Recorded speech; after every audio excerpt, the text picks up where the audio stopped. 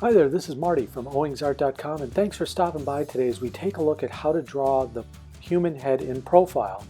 Now this comes to you courtesy of Super Flawless 9, a long-time subscriber to the channel who was working on a profile drawing that he did, a pretty great drawing as a matter of fact, and I wanted to share with him some tips on maybe how to refine his drawing of the human profile. It starts pretty simply with a circle.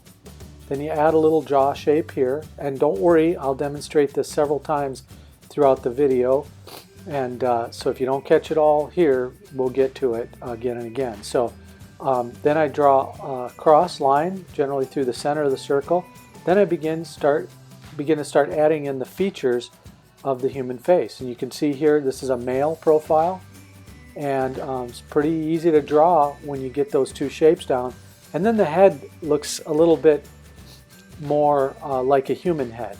Don't worry if you don't get the circles and the lines all straight at first. It takes some practice, but and these aren't perfect either. These are just very quick sketches. But see, I'm not trying to make sure that the circle is absolutely perfect or out here with a protractor or anything like that, or a circle template.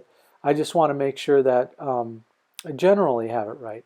So that was a male profile, and this is a female profile. So a little bit different. The nose is going to be smaller, the lips will be more pronounced, the neck will be thinner, but generally it's the same technique to start out. Of course, you just have to get there with practice. Now here's one where I just drew some general shapes, and basically this technique comes from just drawing the human skull and the features underneath the features, I guess, of the face, like the nose and ears and things like that. So a way to get used to this is kind of like try to draw the skull. So again, I start with a circle, and then I put the jaw shape in, and then I'll start to draw. This kind of looks like an alien at first, but it'll start to take shape here as I get the various features in.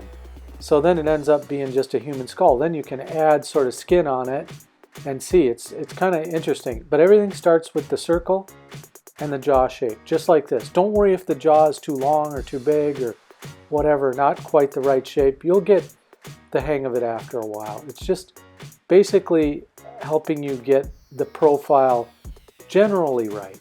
Doesn't have to be perfect, but generally right. Again, you start with the circle, the jaw, and the nose starts right about where the circle and that jaw shape line meet. So if you're there, that'll generally work out pretty well for you. So see right where I started? Now this is the female, so her nose is going to be a little bit smaller generally. The ears and neck are smaller. The eyes might be slightly bigger, a little bit different, but there you go. And the same applies for different generations of people. So if you want to take, for instance, I'll draw an older male here. The way you start out is exactly the same. The where you end up is quite a bit different. So you start always with the circle, just a regular old circle, and you can get your center lines at the beginning or after you draw the jaw shape.